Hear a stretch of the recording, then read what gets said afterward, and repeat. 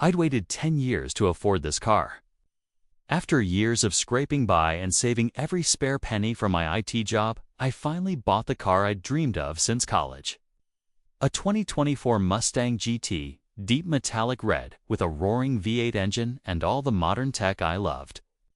I parked it in the driveway of my suburban townhouse, shining under the soft glow of my porch light. Enter Karen. She was the self-appointed queen of our homeowners association. Though not officially elected, she ran things.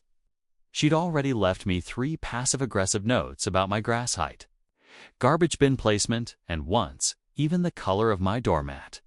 So when I parked the Mustang in my driveway that Friday night, I knew it wouldn't go unnoticed. The next morning, a bright pink sticky note was stuck to my windshield. Driveway is for service vehicles only. HOA Regulation 12.3. Remove the car immediately, or else. Karen, no such rule existed. I double-checked. My driveway was part of my property. So, I did what any sensible adult would do. I ignored it. Chapter 2. The smash heard round the block. It happened 2 days later, just before dawn. I woke to a loud crashing noise outside.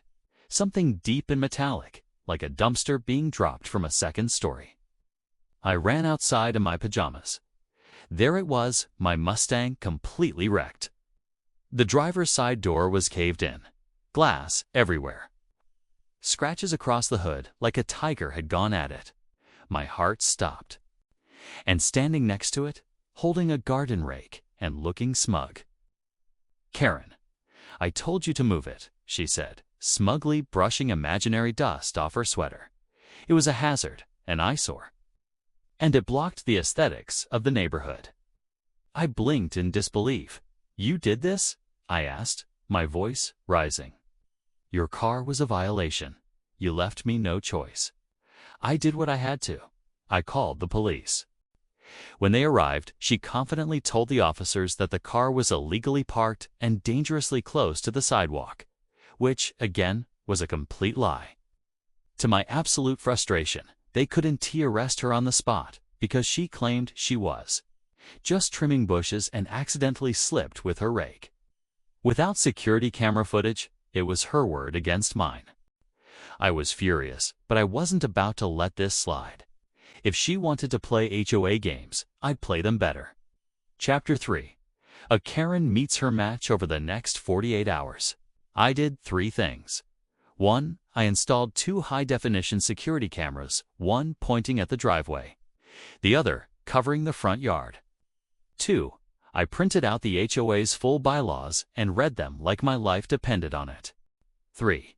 And most importantly, I dug into Karen's past. Turns out Karen wasn't as squeaky clean as she wanted people to believe. In fact, she wasn't even legally allowed to act as HOA president anymore. She'd been removed from the board 2 years ago for harassing neighbors. But due to a loophole in the neighborhood's volunteer system, she continued running things in the shadows because no one else stepped up. I also discovered she had an unlicensed Airbnb running out of her basement apartment, a violation of 3 HOA rules and a local zoning law. So, I did what any scorned car owner would do. I collected every bit of proof, recorded everything she said from my cameras, and compiled a 30-page document.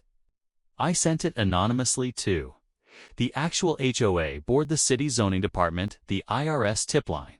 Then I waited. Chapter 4. Instant regret. It took 72 hours. On a sunny Thursday afternoon, a city inspector knocked on Karen's door. I watched from my window as she smiled sweetly till he flashed his badge. Within minutes, she was red-faced and yelling as he slapped a cease and desist notice on her basement window. 2 hours later, 2 more officials showed up, this time from the HOA board. One of them was a man I hadn't seen before, Greg, the actual president, who had been out of town the past few months. He was not amused to learn Karen had been acting on his behalf. They held an emergency meeting the next evening. I attended. Karen was voted permanently banned from all HOA activity. Her basement apartment was shut down. And best of all, thanks to the footage I had finally captured of her sneaking into my yard and kicking Over my recycling bin, the police finally charged her with property destruction. But that wasn't the best part. The best part? She was ordered to pay restitution, which included the entire cost of repairing my Mustang, plus damages. She tried to argue she couldn't afford it.